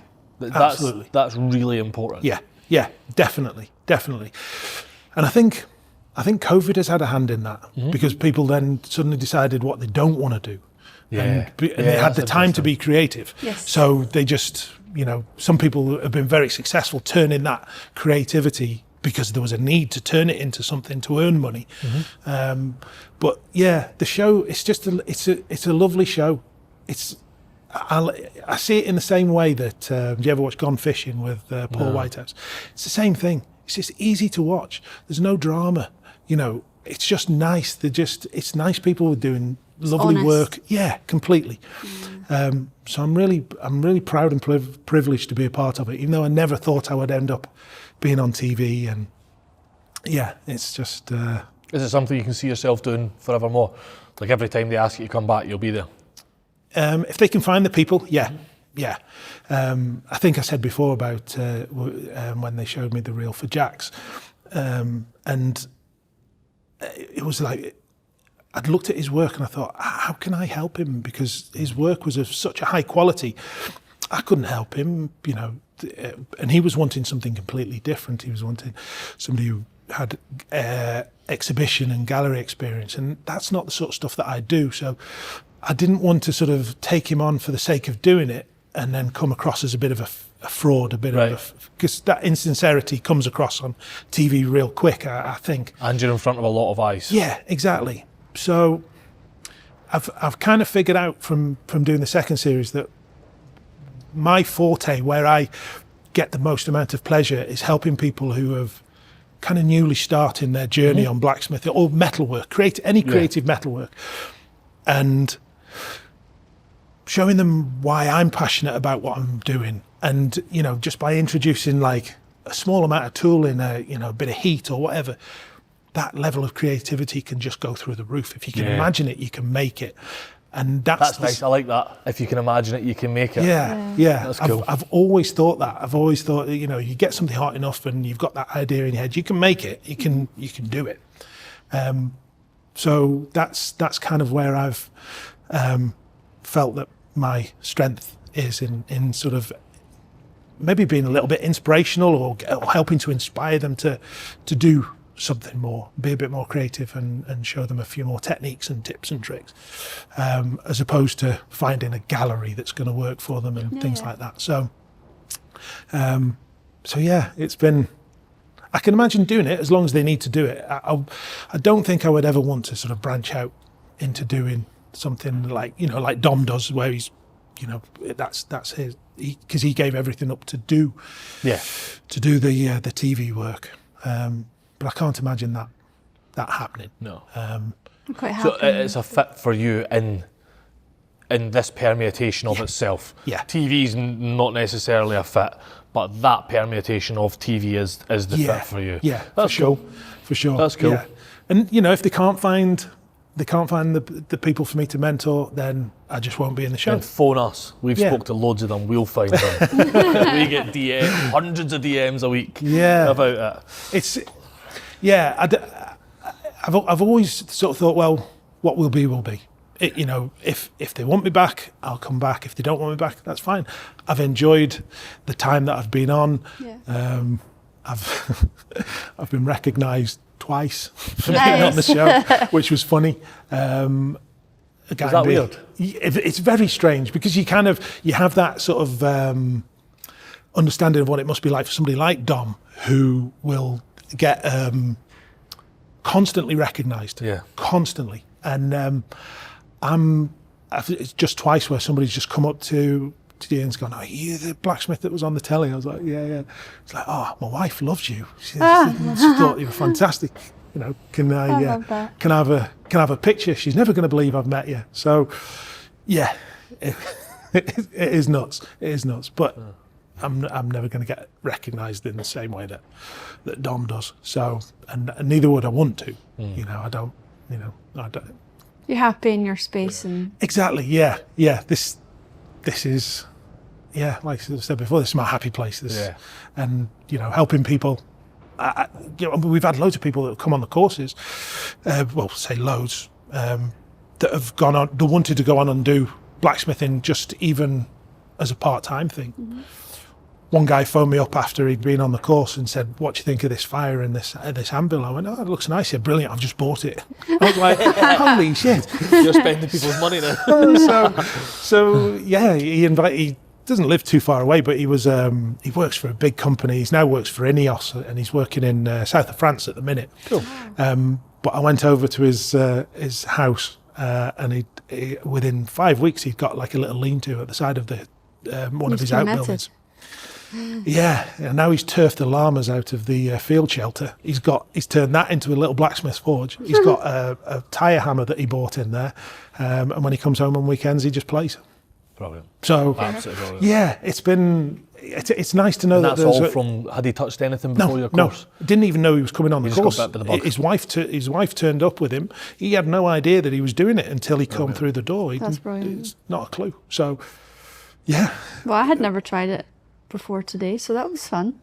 I'm glad you tried it because you were looking a bit apprehensive at the start. I was like, But no, it's good. We do get a lot of people who are really apprehensive, but like once you have a go, once you hit it, and it's just like, you know. Yeah. You're quite good at explaining like a little bit and then just stepping back though. Yeah.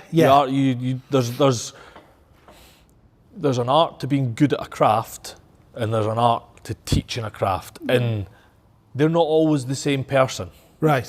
They're not, the teaching of it is, I mean, everyone's probably got a story about a bad teacher, right? But being good at something doesn't necessarily mean you're a good teacher at it. But you're really good at, like, show you this bit, and then I'll step back. Thank you. And we'll see what you end up with. Thank you. No, that was good. Yeah, no, it's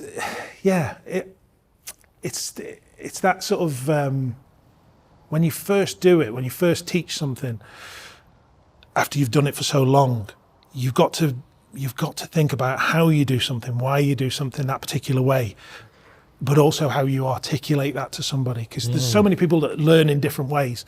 Some people learn more from being explained to, some people learn more from having a sample of it in front of them, which is why we've got those sort of stages there. And there's some people that, you know, that need that. Yeah, this is what it looks like to start, and this is how it's going to look at the end, so they can visualize like that's right. The stages. Yeah. Yeah. So, but explaining those things was really hard to start with, really difficult. I can imagine, yeah. Because you know how it works. It just, to you, it's simple, but to others it's like... Well, you just hit it, it's hot, hit it. So, but explain it. But then I think that makes me a better, for me, that makes me a better blacksmith. For myself, you know, I can, you know, I feel like I can,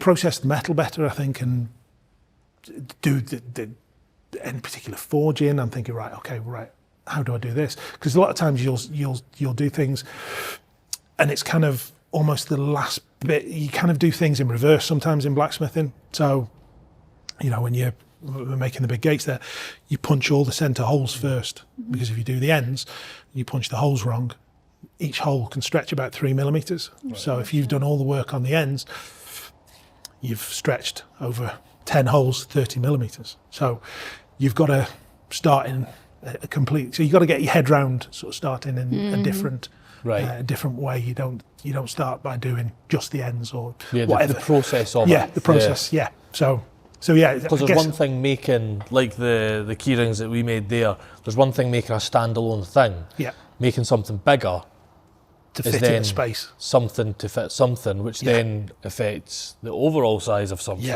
It's all a process at that point, right? Yeah, that's it. So I guess that's helped me in sort of working out process and being able to do that. So, but yeah, it's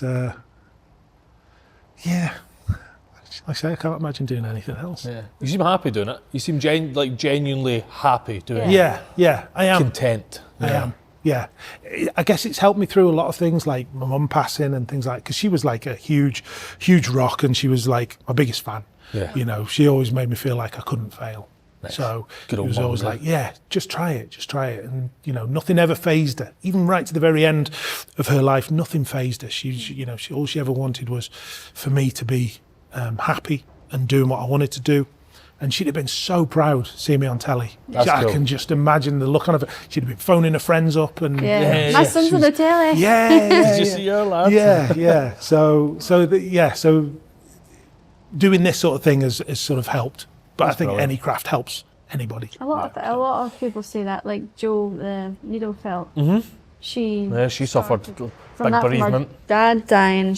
I just needed something to like focus on and take my mind off it. And from that, now she's doing so well, and she's like, you know, I can't believe how it's come to be. Yeah, it's that focus. It's like I was listening to a book, and that's why I wrote it up there. The book of the samurai, Hagakure, and it's live being true to the single purpose of the moment. Oh, I like that. And it's the one thing that I have when I'm at the forge, when I'm on the anvil.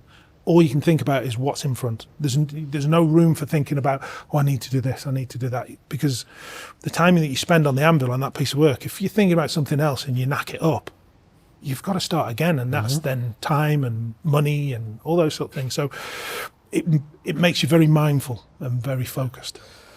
I've been playing with this idea quite a lot, and it's exactly that idea recently, and it goes back to saying, like, why I'm so happy that we're doing We Are Makers together is, one, for a long part of our life, we've been together 12, 13 years. But a lot of that, I was working away and like we're together working on this together. It is the definition of a family business. And it's finding that flow state. And one of the real catalysts to me kind of going down this thought experiment of finding that flow state. We don't have it in the same way as you have it in making, is when Alex said it the other week. And he says, when you're fingering into a bomb belt buckle on the ground, and you're like, this is the nth degree of flow state. He was absolutely right in what he was saying. And actually, when I think back on it, so many makers have said it, whether they're saddle makers or whether they make rods, fly rods, or whether they make pens or whatever they do. Some Bryony just making mosaics, like it's the flow state. And there is very few places in this world you get the flow state without a notification pinging off, or thinking about mail that came in, or a bill that came in, or this or that. And that's right. Just having that, and how good is that for people? To have, like, what is the prescribed minutes a week of that to have to make you a healthier, better person? What is the NHS prescription of beat and flow? That would be interesting to know. It would, And for that's your mental health, for your mental health. And that, I wonder if that's why the courses are so well received. Possibly, yeah. Because these people have probably never been in that state. No. Ever. No. Because, I mean, you would get that at a school, wouldn't you? If you were, like, doing a craft at a school, traditionally, you know, you would have to focus on whatever you were doing in front. And, you know, your hands are there for touching. It's, everything you sense around you is through touch and smell and sight.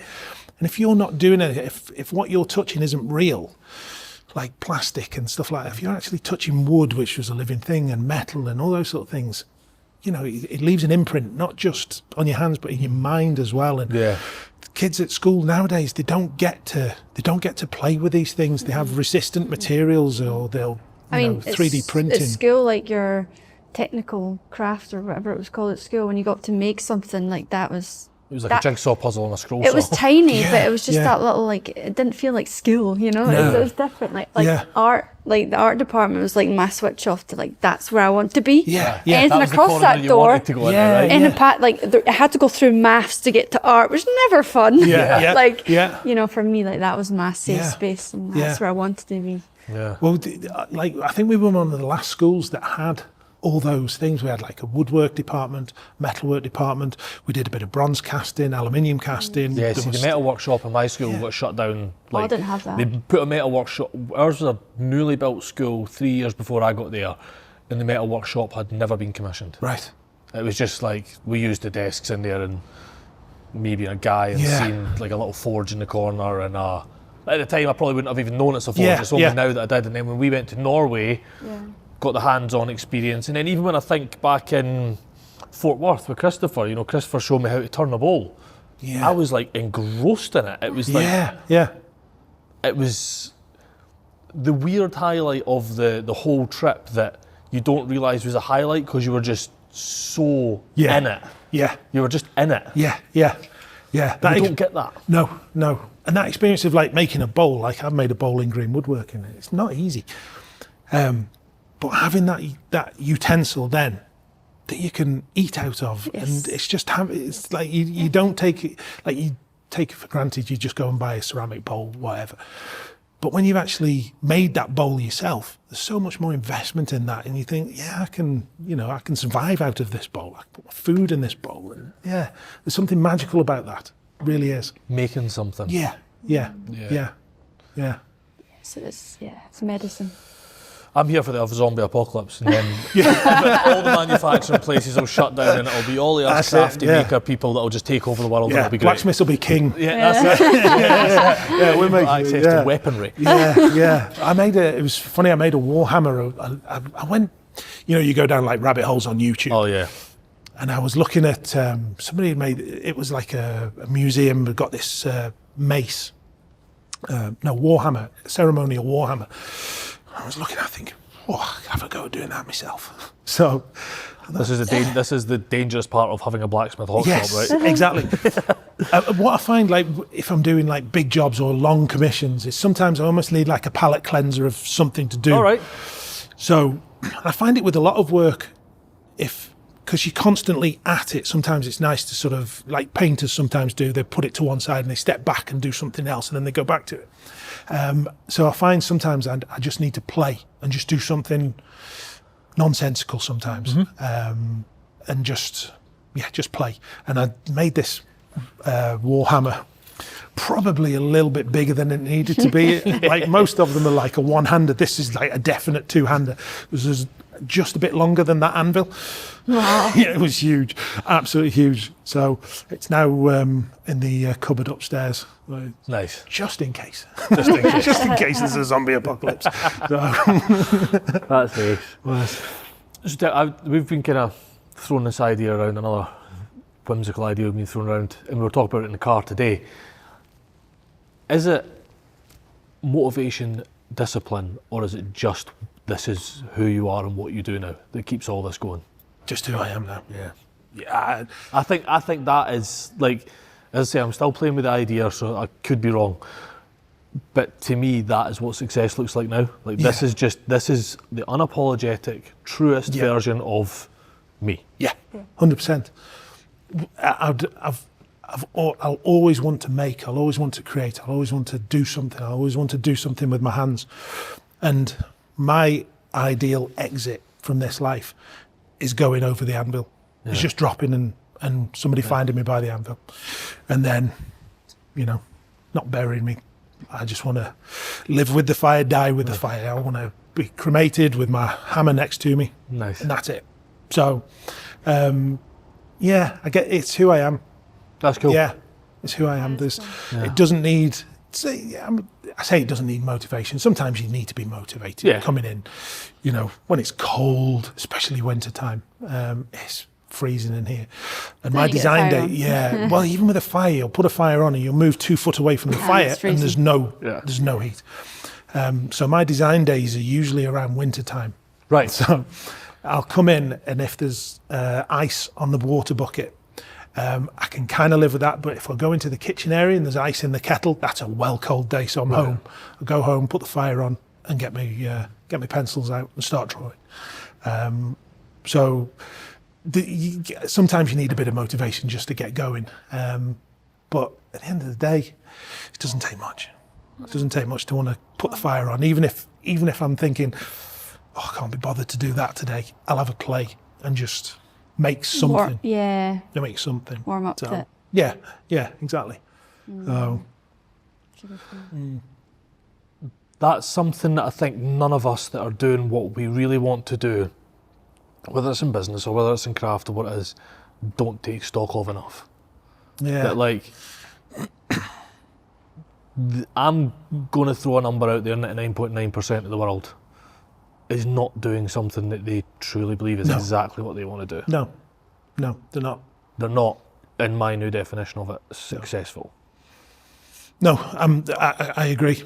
I think, anyone doing crafts, anyone following their heart to do what they want to do, the most successful people in the world. Yeah. And, whether you make money from it, even if you have to take a part-time job to cover your bits and pieces, whilst you're doing that part-time job, you're going to be thinking constantly about the next thing that you want to make, the next piece that you want to do, the next technique you want to try doing, whatever it is. If it's part of you, it's part of you, and it'll never disappear. It'll manifest itself in some way. Yeah. So, that's true. Ace. Kate? Yeah, what advice would you give your younger self? What advice? Just do it. And I kind of did. Yeah. But I would say maybe trust yourself a bit more. Mm-hmm. Just trust that you can do it and you have the ability to do it. And don't worry so much. It's always a good one. Yeah, because you always worry. It's still now, you have the occasional worry, but something always turns up. And I think that's kind of been how I've lived my life, really. Trust the process. Yeah, trust the process, for sure. Yeah. Trust the process. I like it. So we didn't even intro you at the start. Yeah. Right. Introduce yourself, tell us where we find out about your courses, your how? Well, my name's Adrian Wood. I'm an artist blacksmith. You can find me on Instagram. I think it's adrian.wood.311. I just kept with the Instagram name that they gave me. And AW Artist Blacksmiths on the internet, on website. So, and then there's course dates on there if people want to do courses. They can do.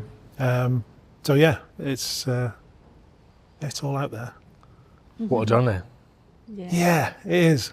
It's been a heck of a journey, but I've loved every minute of it, even the hard times. I've loved it. Yeah, that's cool. They help you through the good times. Sometimes they make you appreciate the good times. Yes. Aye, yeah. Aye, absolutely. There's Completely. Yeah. Certainly, month previous and the month before that were really difficult for We Are Makers to balance a lot of things, and they're the ones where you're like, this has got potential. Yeah. So yeah, Ace. Wrap it at that. Thank you so much. Thanks for showing us pleasure. That was good fun. I loved every minute of it.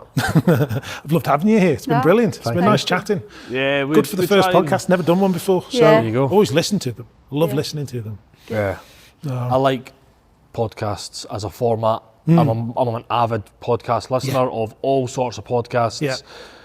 I used to drive loads, as we talked about, and when we decided that we were going to open the podcast arm of We Are Makers, it just ticked all the boxes for me. Yeah. And doing it in people's spaces, coming to people.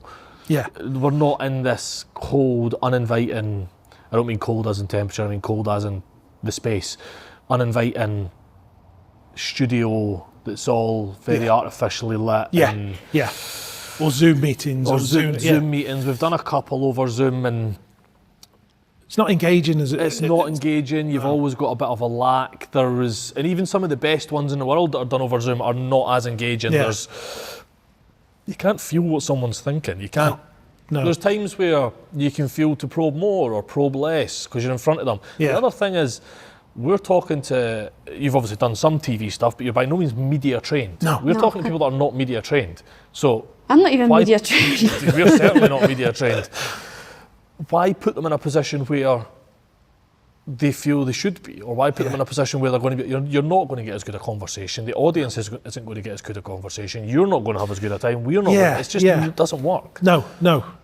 Just have it. It's a conversation. Yeah. It's having a conversation, and I think that's what's missing generally from society is people don't have conversations. People don't sit around a table and have a meal and talk, and that's. It's amazing, what a conversation over the table can do for your head. Yeah.